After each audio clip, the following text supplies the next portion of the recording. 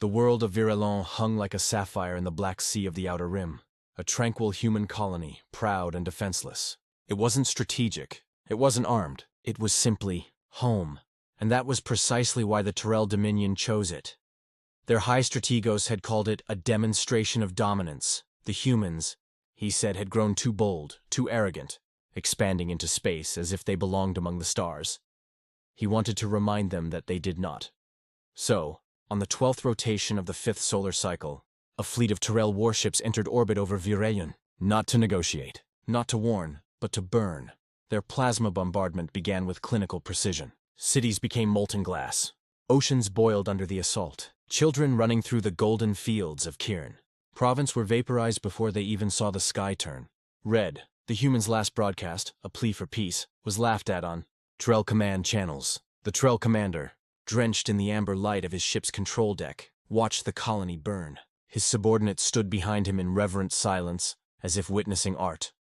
"Record this," he said, his mandibles clicking with satisfaction. "Let them see what happens when the primitives forget their place." He raised a claw and pointed toward the collapsing horizon. "And make sure Earth receives the transmission. I want them to watch." The human colony of Virelon was erased in 4 hours. When the firestorm ended, the Tyrell fleet drifted over a dead world, basking in their triumph. And across the galactic relay network, their message echoed like venom. Humanity has no teeth. Humanity will kneel. The arrogance of conquerors.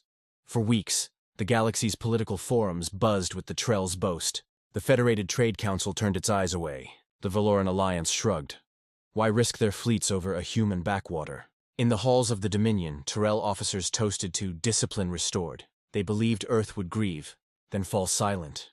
They remembered the humans of decades past, talkative diplomats, treaty signers, polite participants in galactic congresses. They believed the humans had been tamed by civility, by bureaucracy, by the illusion of peace. They were wrong. On a darkened observation deck above the Tyrell capital moon, Strategos Varkin stood before his gathered admirals. The hollow of Earth rotated before them, highlighted in red.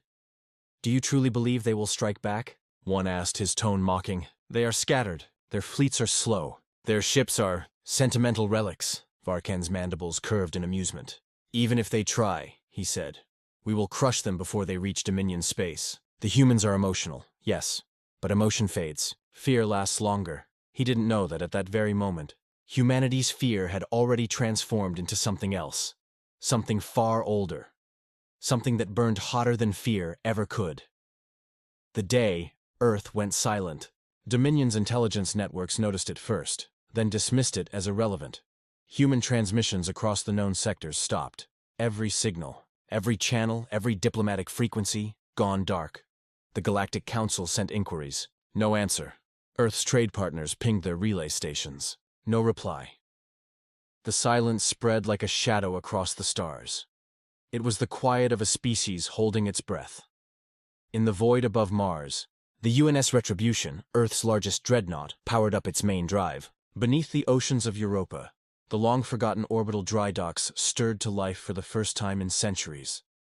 Across colonies and stations, messages were transmitted on encrypted human-only channels, old Earth dialects, long abandoned and unreadable to outsiders. Operation Helios Rising. The Tyrell thought the humans had forgotten war, but humanity had been forged by it. In the deep archives beneath Geneva, the ancient war codes were unlocked. Entire fleet groups were reactivated. Fleets with names whispered like prayers in the dark. First Armada of Sol, the Valkyrie Wings, the Silent Division. The Iron Banner, they moved without fanfare. No press releases, no declarations, just silence and purpose. When the sky burned with humanity's return, 3 months after Virelon's destruction, the Tyrell fleet stationed near the Nebris Expanse detected strange readings. Massive gravitational distortions, multiple jump signatures, then nothing. Silence. Their sensors couldn't track it. Their communications failed, until space itself tore open. Out of the void came the human war fleet. Not the exploration vessels the Tyrell remembered. Not diplomats, not traders, but ships black as the void, engraved with burning sigils of vengeance. The lead dreadnought's name blazed across the hull in silver. UNS Virelon's Wrath. The Tyrell commander's last words before the recording cut off were, "Impossible. How did they—" Then the feed turned to static. In 22 minutes, the entire Tyrell sector fleet was annihilated. The humans didn't communicate. They didn't negotiate. They didn't even broadcast demands. They answered. Orbital bombardments struck with surgical precision, targeting military hubs, shipyards, command centers. No civilian colonies were touched. Humanity wanted the Dominion to see what war done right looked like. On every conquered world, they left the same message carved into metal and stone, transmitted across open frequency. We do not start wars. We end them. The rage that ignited the stars. The Tyrell Dominion scrambled for counterattack. Fleets were assembled, weapons powered, borders sealed. But humanity wasn't coming through borders. They were coming from everywhere.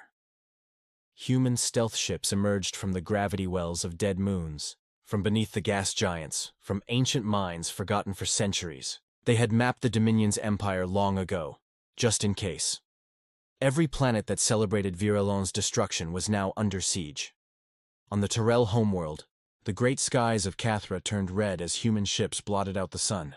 Their flagship, the UNS Nemesis, unleashed orbital rods from orbit. Kinetic strikes so powerful that entire mountain ranges folded into molten plains. When the Dominion fleet attempted a last stand in the Harvath Nebula, humanity came with the full fury of Sul. Thousands of ships, each carrying the banners of lost colonies, surged through the clouds of ionized gas. The nebula lit up like dawn. For the first time in history, the galaxy saw rage made visible, the incandescent fury of a species that had held its anger too long. The Tyrell commanders screamed over comms, their arrogance dissolving into despair. Their weapons failed, their ships fell. One transmission survived from that day, a desperate plea from a Tyrell captain to his command. They fight like they want to die, but they never do. They are everywhere. They are, gods help us, they are angry. The fall of the Dominion within a month, the Tyrell's borders collapsed. Worlds that once pledged loyalty now sent surrender beacons. No human accepted them. The Dominion's High Strategos was captured alive, dragged from the ruins of his palace as human marines surrounded the shattered capital. When asked if he had any last words, before his trial he sneered, "You humans are monsters!" The human admiral overseeing the operation leaned forward. Her voice was calm, almost gentle. "No," she said. "We're just very slow to anger." The Dominion surrendered 3 days later. But surrender didn't stop the whispers. Across the galaxy, entire governments began recalling their fleets from human borders. Trade routes were quietly redrawn, allies sent condolences, wrapped in fear, because what terrified them wasn't what humanity did, it was how efficiently they did it. No chaos, no cruelty, just precision, cold, perfect vengeance, ashes and echoes. Months later, the embers of the Dominion still glowed. Human fleets withdrew, leaving behind silence and wreckage. The Galactic Council convened, trying to understand what had happened, how the humans had mobilized such might, so fast, so completely. No one had an answer, but traders passing near the ruins of Cathra spoke of a strange sight. A human statue, erected amid the ash, depicting a single figure holding a torch. At its base, a plaque read, "For Virelon, for every world that thought our rage contained." When asked what it meant, one human captain answered simply, "It means the stars remember." The whisper.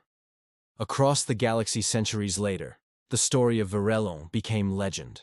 The Tyrell homeworld remained quarantined, a silent graveyard of pride. Young civilizations still whispered about the humans, wondering if they truly existed as described. Creatures who could turn grief into fire and patience into annihilation. In every bar, every spaceport, every council chamber, someone always ended the debate with the same warning: don't test them. And if someone asked why, the answer was always the same: because they once lost one world, and in return, they burned an empire. Epilogue: the flame, eternal deep in the Sol system. Orbiting the quiet blue Earth, an automated beacon still transmits a single message. Ancient, untranslated by alien scholars for generations. It is written in the old human tongue. To them, it is meaningless. To humanity, it is sacred. It says, "They thought our rage contained." But rage ignites the stars.